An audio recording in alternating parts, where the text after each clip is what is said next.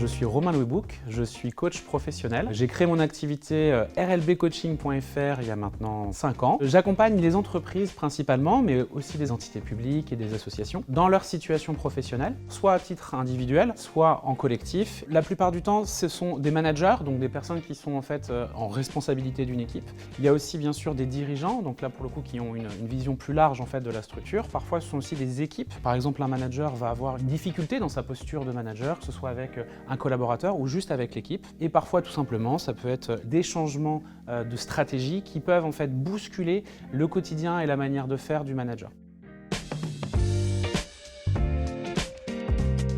Aujourd'hui, j'accompagne des collaborateurs qui sont au sein d'une équipe qui en fait a subi des départs et des arrivées en son sein, ce qui a fait que l'équipe avait un peu du mal à fonctionner. Il y a un besoin d'aller recréer en fait du dialogue au sein de l'équipe. On commence tout d'abord par une phase d'observation qui va permettre de voir en fait l'équipe en action. Je regarde comment l'équipe en fait s'organise, comment est-ce qu'elle communique entre elles. Ce temps d'observation me permet en fait de porter une forme de diagnostic vis-à-vis de ce qui se passe pour l'équipe. Après le temps d'observation, je demande à l'équipe d'aller réfléchir à comment ils voudraient que ça se passe. Ça, c'est la phase, on va dire, d'émergence d'idées. Quels sont leurs critères, quelles sont les valeurs de l'entreprise, qu'est-ce qu'ils ont envie de faire comme choix. Le contenu, c'est effectivement l'équipe qui l'amène. Je suis là juste pour faciliter ce temps d'échange et de discussion et de prise de conscience pour gagner en efficacité, en productivité, ou alors tout simplement avoir une relation qui s'apaise ou qui s'assainit.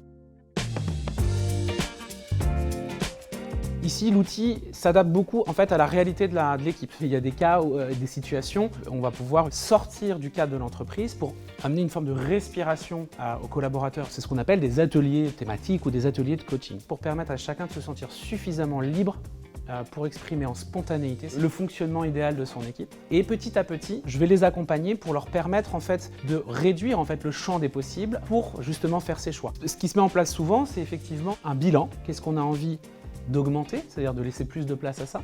Qu'est-ce qu'on a envie de réduire? Et une chose extrêmement importante, c'est qu'est-ce qu'on arrête? Concrètement, passer de l'idée à une décision et potentiellement après une action.